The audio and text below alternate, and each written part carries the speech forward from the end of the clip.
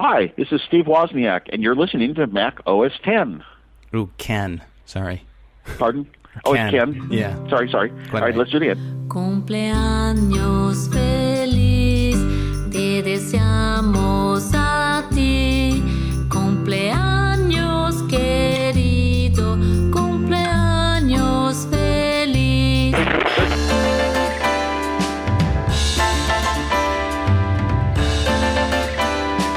This is Mac OS Ken. Iran, yes, that one, threatens Apple, yeah, that one. Loads and loads of laptop talk and thoughts on Apple at 50 years old. It is Wednesday, the 1st of April, 2026. I'm Ken Ray, and this is news from Mac OS Ken, brought to you by yours truly and sponsored by NordLayer. Secure your network, block threats to your business, and save with offer code macOSKen-10-NordLayer at nordlayer.com/macosken. This show is also supported by people like you, patrons through Patreon. Find out more and add your support at patreon.com/macosken. Iran's Islamic Revolutionary Guard Corps, or IRGC, may be targeting Apple. Engadget and Apple Insider both cite a CBS News report that had the IRGC putting Apple among 18 major U.S. companies with a presence in the Middle East on a list of possible targets for attack.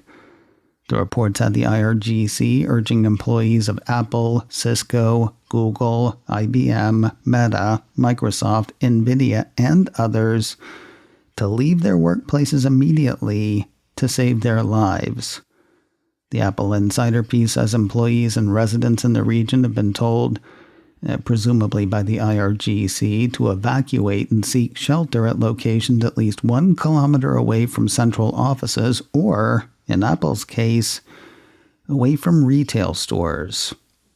The Engadget piece quoted the IRGC as saying, since the main element in designing and tracking terror targets are American information and communications technology and AI companies, in response to this terrorist operation, from now on the main institutions effective in terrorist operations will be our legitimate targets. While Iran has pledged to attack U.S. companies in the region before, Engadget says Tuesday's warning was unusual due to its coming with a specific deadline. The IRGC warned that it will start targeting the companies this evening, Wednesday, the 1st of April, if more Iranian leaders are killed. There is so much talk of laptops ahead, you would think it was 2006 up in here. Industry tracker TrendForce has dropped its laptop shipment expectations for this year. Apple, very pointedly, not included. In a post on Monday, the firm said it had revised its 2026 full-year shipment forecast downward from negative 9.2% to negative 14.8% year-on-year, amid expectations of deteriorating end-market demand and rising supply chain costs, reflecting a deeper industry correction. Sounds more like correctile dysfunction if you ask me. Hi-oh! According to the Post, the recovery in the consumer market has fallen short of expectations as macroeconomic headwinds and rising prices dampen purchasing willingness. See, I don't think it's the willingness to buy as much as the lack of money to do so. As component costs continue to climb, the piece continues, notebook brands are gradually passing these increases on to end-market pricing to preserve margins. While the firm doesn't predict disaster for every PC maker, they only mention one PC maker by name. Little company out of Cupertino, ticker symbol AAPL. TrendForce sings the praises of MacBook Neo. That's being supported by in-house Apple silicon chips, giving Apple fewer headaches with CPU suppliers and greater flexibility in capacity allocation and cost negotiation. Plus, they're pretty cookie cutter. The standardized product specifications, streamlined model lineup, and concentrated memory capacities and configurations let Apple play let's make a deal with suppliers for the long term. And that is all good for Apple. According to the Post, TrendForce estimates that Apple's notebook shipments will rise 7.7% year-on-year in 2026, outperforming the broader market trend. You know, the trend where they're expecting the rest of them to fall 15%. Their thoughts on Apple are based on the Cupertino company's ability to expand into lower price segments, adopt a proactive pricing strategy, and maintain stronger chain control than Apple's peers. As for every other computer maker, big players with their massive sales and long-term supply chain partnerships are better positioned than smaller brands. Smaller brands have a long road to hoe with their limited pricing power and higher exposure to component shortages and delivery volatility. Seconding the TrendForce emotion was a piece from Engadget. The way that site, a bunch of other sites, industry watchers, analysts, and my grandmother who's been dead for 30-something years see it, RAMnarök is Apple's best chance in decades to capture the PC market. Here is an unfun fact. According to Engadget, just 3 companies, SK Hynix, Samsung, and Micron, produce more than 90% of the world's memory chips. At the end of last year, Micron announced that it would end its consumer-facing business to focus on providing RAM and other components to AI customers. Engadget had the CEO of SK Hynix saying recently that memory shortages could last until 2030. That'll hurt consumer electronics since just about all of those use RAM and NAND.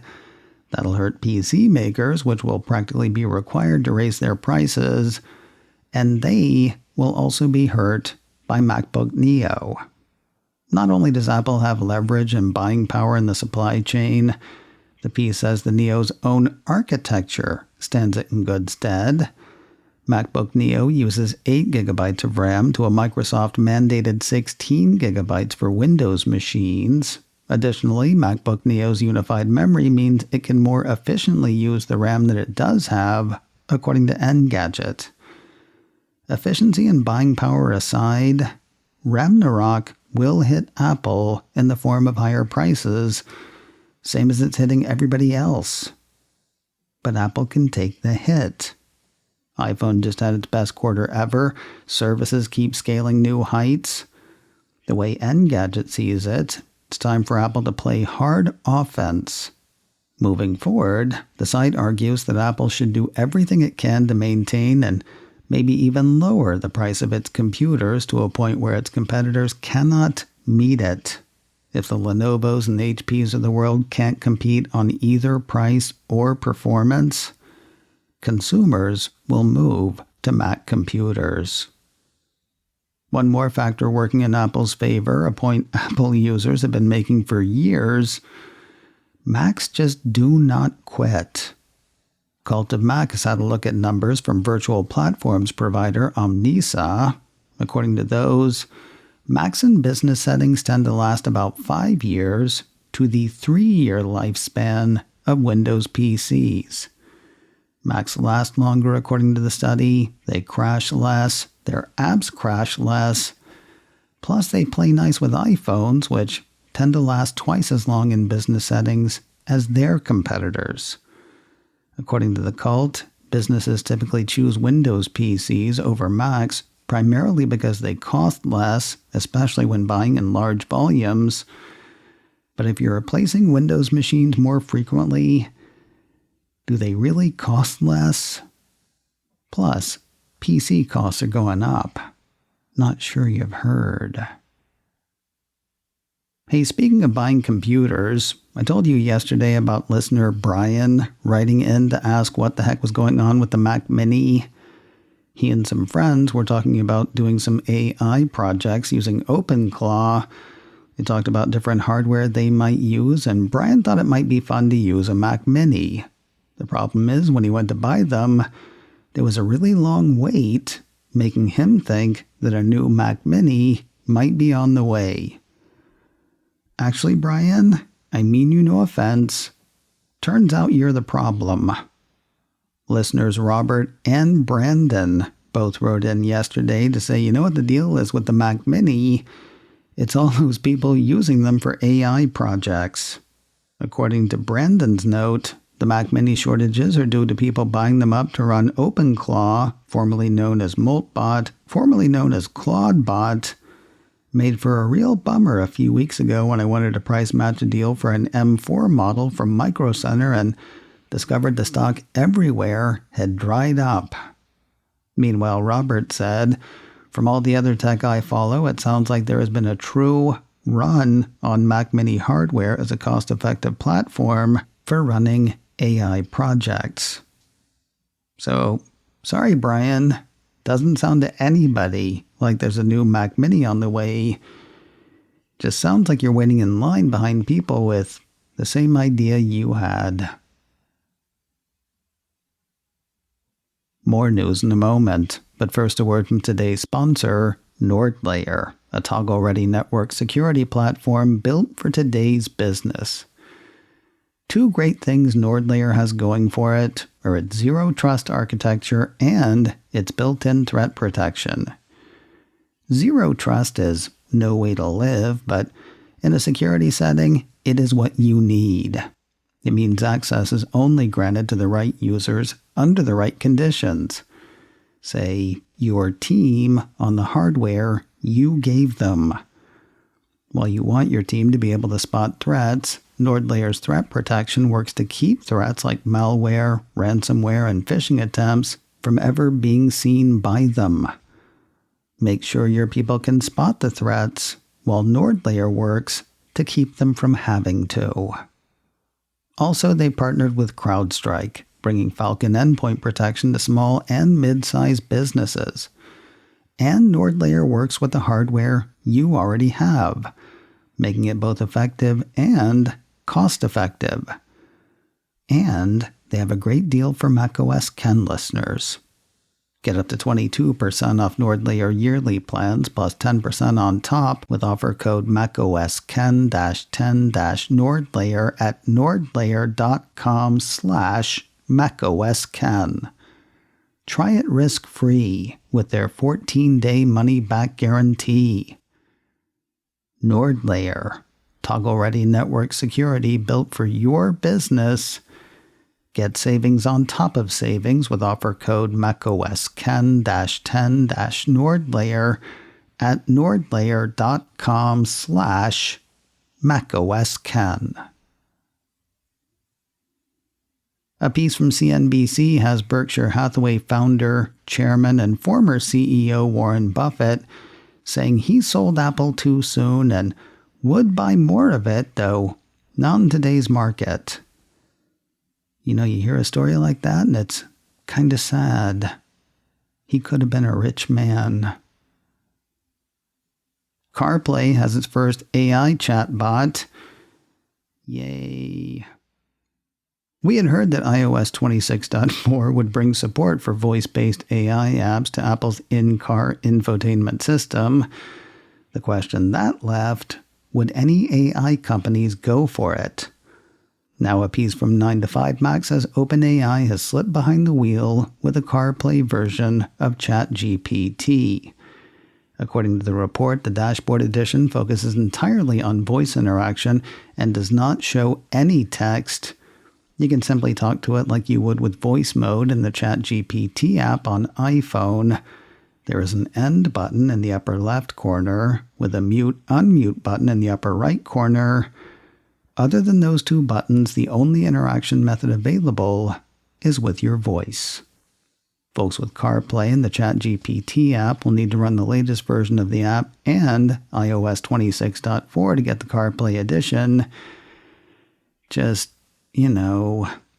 be careful or something. New firmware for some of Apple's sequel hardware. A piece from 9 to 5 Mac says Apple on Tuesday released new firmware for AirPods Max 2. Kind of funny since they didn't even come out until today. No clue as to what the update does. That said, I would put at least a couple of chips on stability improvements and bug fixes. The other part too that got new firmware Tuesday was AirTag 2. A piece from Mac Rumors says this is the first firmware update for Apple's recently updated tracker. No clue as to what the update does. That said, I'd put at least a couple of chips on stability improvements and bug fixes. And finally today, I think I'm supposed to say something about Apple's 50th anniversary or something. This kind of comes at a weird time for me. I found Tim Cook's leadership really disappointing over the past year and change. I know, I've kind of kept that hidden from you. I still dig Apple hardware and Apple TV, both the hardware and the subscription service. I also dig their operating systems, Liquid Glass notwithstanding. Where I get really jazzed though, Apple is one of, if not the, greatest business story I can imagine. From the Jobs garage to the Apple II to the fateful trip to Xerox PARC that gave us the Mac, which pretty much gave us modern computing since so much of the Windows UI was lifted straight from the Macintosh. Steve Jobs being booted, Steve Jobs coming back, Steve Jobs changing the world. First with the Mac, then again with the iPod, then again with iPhone, then again with the App Store, like it or not, then again with iPad, and then you end up and die, leaving some to say that it was over for Apple. I actually heard Rob Enderle say that the night that Steve Jobs died. Anybody heard from Rob Enderle lately? Is it the company that Steve Jobs built or rebuilt after his return? Well, it's built on that and from it. It's in the Walter Isaacson biography of Jobs, I think, that we learn of the advice that Jobs gave Cook before his passing. It was something to the effect of, never ask yourself what I would do. In the CNBC piece I mentioned earlier, Warren Buffett talked about Apple under Jobs and Apple under Cook. The way he put it, Tim Cook has done better with the hand. Steve Jobs, he couldn't have done what Steve Jobs did, but Steve Jobs handed him a hand that Steve would not have done as well. You don't get Apple without Jobs, Woz, and Wayne. You don't get Apple back without Jobs being booted, then being brought back in. And who knows, you might not still have Apple if you don't get Cook. It seems unlikely that Apple would be nearly as big or powerful without its current CEO at the helm. As for my personal dismay, I think Tim Cook thinks he's doing as much as he can. I just wish he thought he could do more. macOS Ken, brought to you by me and sponsored by NordLayer, toggle-ready network security built for your business. Get savings on top of savings with offer code macOSKen-10-NordLayer at nordlayer.com/macOSKen. This show is also supported by people like you, patrons through Patreon. Find out more and add your support at patreon.com/macOSKen. Advertising handled by Backbeat Media, online at backbeatmedia.com. You can find me on Mastodon, macOSKen at mastodon.social. You can also send me an email, info@macOSKen.com. Until next time, that is news from macOS Ken. I'm Ken Ray.